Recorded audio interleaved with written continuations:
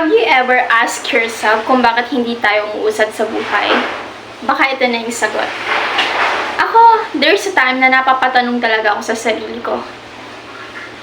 Paano ba gagawin ko para umusad? Ano ba yung alternative road? Actually, there's no alternative road para maging succeed tayo sa buhay. Except kung manalo ka sa loto. Diba? Siyempre, kung may pangarap tayo, we have to work for it. May pangarap ka? Simulan mo. You have to start. Pagplanuhan mo, execute. Simulan mo.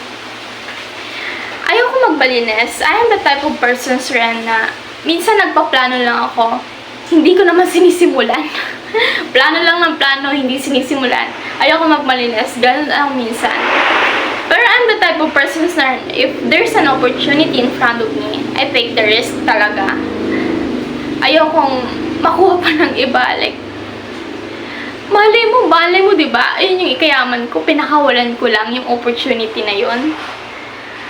Paano mo malalaman yung outcome kung hindi natin itatry, diba? If there's an opportunity in front of you, take the risk. Hindi mo malalaman kung hindi mo itatry. Tayo rin naman ang nagke-create ng buhay natin. I mean, tayo ang nagmamaneho sa buhay natin. Kung ano yung buhay mo ngayon, ikaw yung gumawa niyan. Ikaw yung gumawa niyan. Tama? Life doesn't give us handouts. We either work for it or remain stagnant in life. Kung may pangarap ka, execute. Magkaroon ka ng direction sa buhay. Don't let your life die in vain.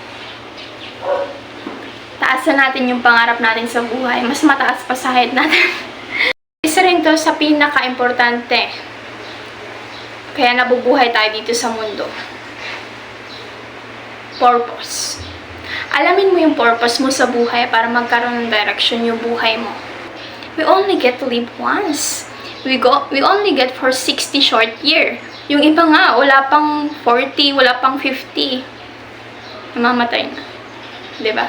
Kaya dapat habang bata pa tayo, galingan na natin sa buhay. Kasi kapag matanda na tayo, sobrang limitado na lang yung kaya natin gawin. Tapos, kapag matanda ka na, saka mo marirealize na sana dapat ginalingan ko nung bata pa ako, nung malakas pa ako. Kaya, much better habang bata ka pa, ginagalingan mo na sa buhay. Ang nagsisilbing pundasyon para magpatuloy tayo sa buhay ay ang magandang pag-iisip at pananalig sa Diyos.